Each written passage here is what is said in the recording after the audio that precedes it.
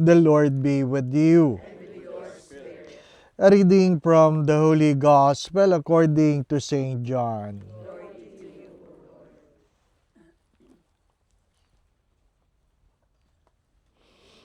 Jesus went across the Sea of Galilee of Tiberias. A large crowd followed him because they saw the signs he was performing on the sea.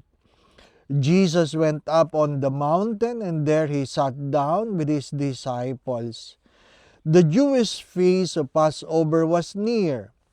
When Jesus raised his eyes and saw that a large crowd was coming to him, he said to Philip, "Where can we buy enough food for them to eat?"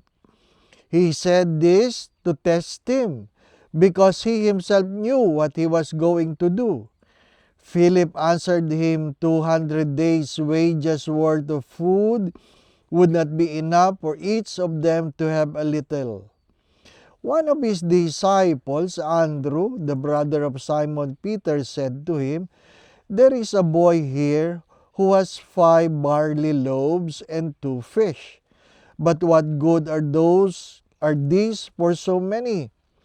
Jesus said, "Have the people reclined?" Now there was a great deal of grass in that place, so the men reclined, about 5,000 in number.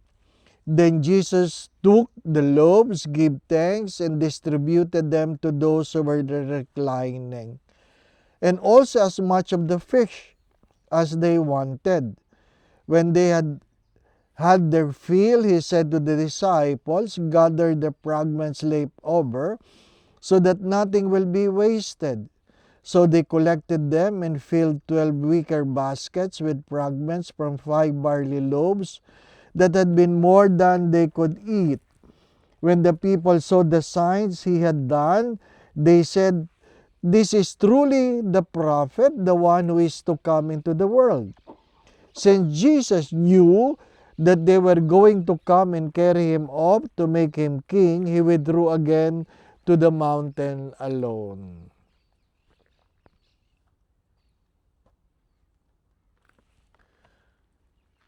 Brothers and sisters, the Gospel of the Lord.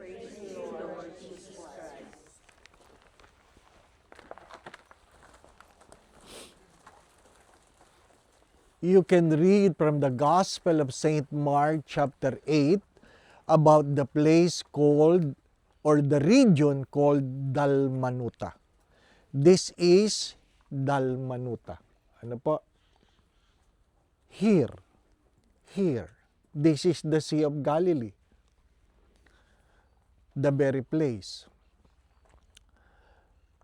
Poor people. When we talk about miracles, 4 people, perhaps we can know, and we ask ourselves, who am I among them? There are those who are recipient of the miracles. Recipient.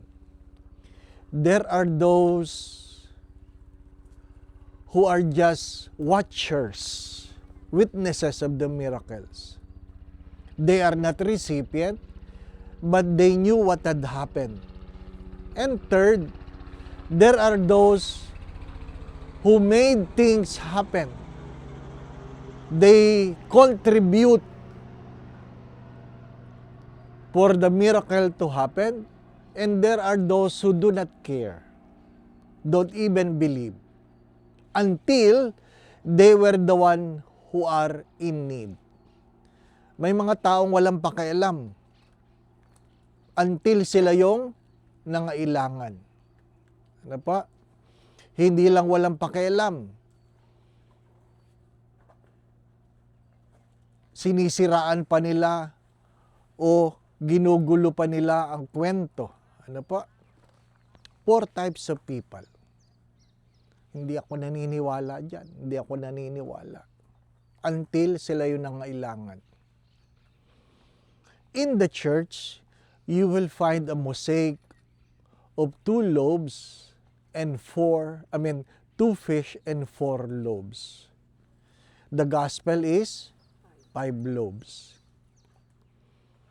Bakit 4 loaves lang?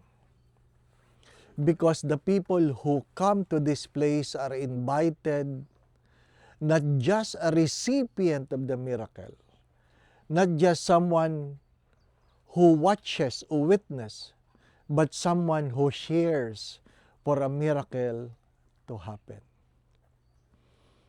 Kulang ng isang loaf ng bread because the one who comes are invited to share.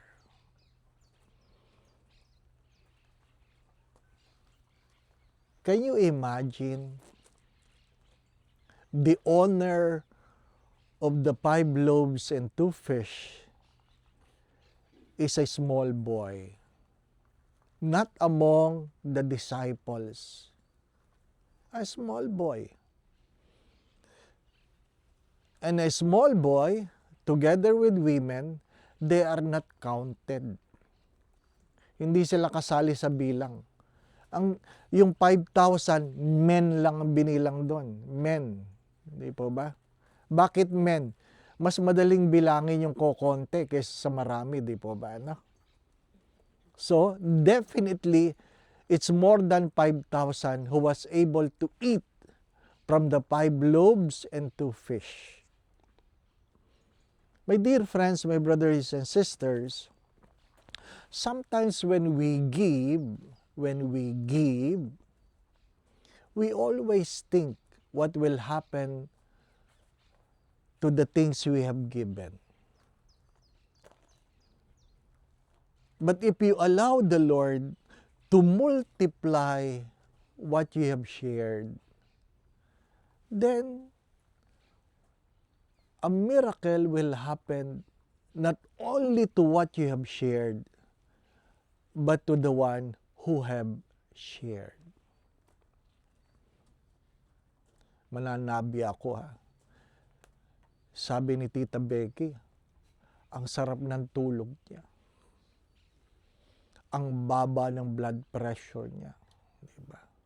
Ang biro ko, kasi may bago kang kwentas. May bago kang earring.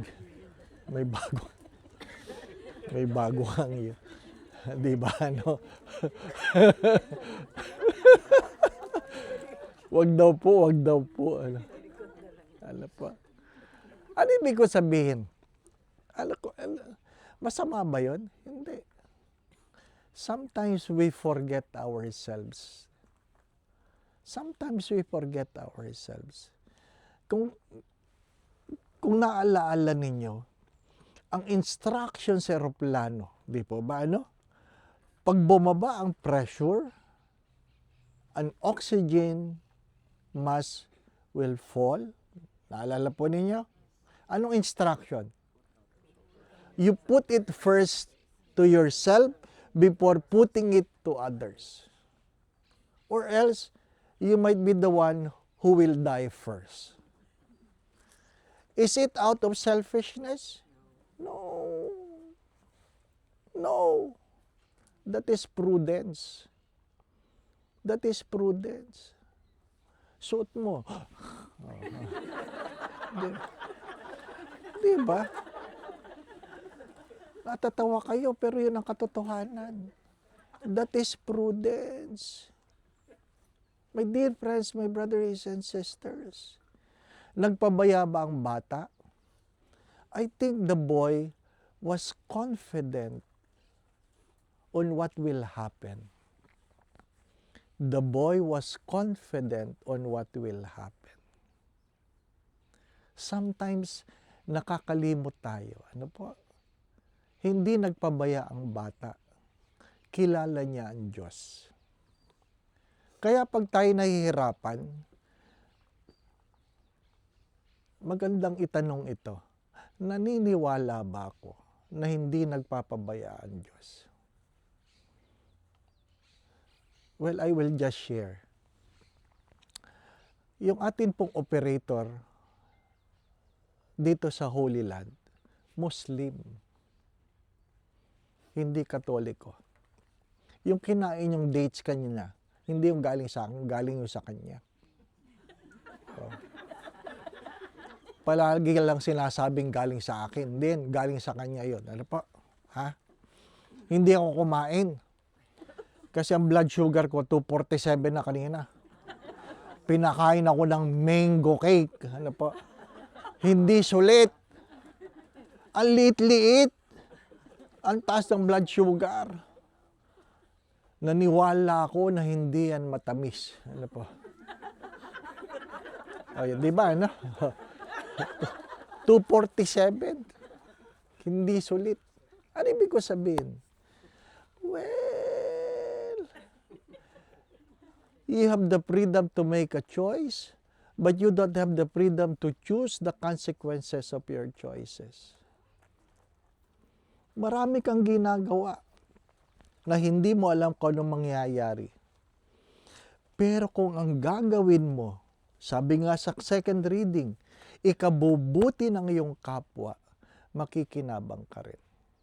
Do not be afraid. Do not be afraid. Minsan natatakot tayo. Gusto natin ng milagro, pero natatakot tayong mag-share. Don't just be a witness. Huwag yung chismoso lang. Oy, oo. Don't just be a recipient. Be someone among those who make things happen. Sabi nga nila, there are 3 types of people. People who make things happen, people who wait for things to happen, and the sad story, there are people who are not even aware of what is happening. Yun ang malungkot na kwento, di po ba? Ano? They are not even aware of what is happening. Tawa lang sila ng tawa. Ano po? Tawa na tawa, tapos ano daw? Di ba? Totoo naman, di ba? No? Yung iba doon, tawa lang ng tawa. Tapos, ano daw? Hindi naintindihan. Di po ba? Be part of the miracle. This is the place. A simple 2 fish and 5 loaves. That after 2,000 years, it was still being a story. Patay na silang lahat. Di po ba? Pati si Kristo. Muli nang nabuhay. Pero ang kwento ay patuloy na pinakikinggan, patuloy na sabi nga, nagdudulot ng buhay. Or gusto mong pangit na kwento?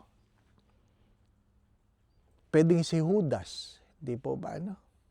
Na tuwing binabanggit ang pangalan, ang kasunod ay ang nagkanulo kay Kristo.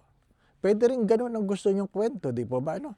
2,000 years na naipako ang Diyos. Tuwing nababanggit ang pangalan, si Judas. Siya!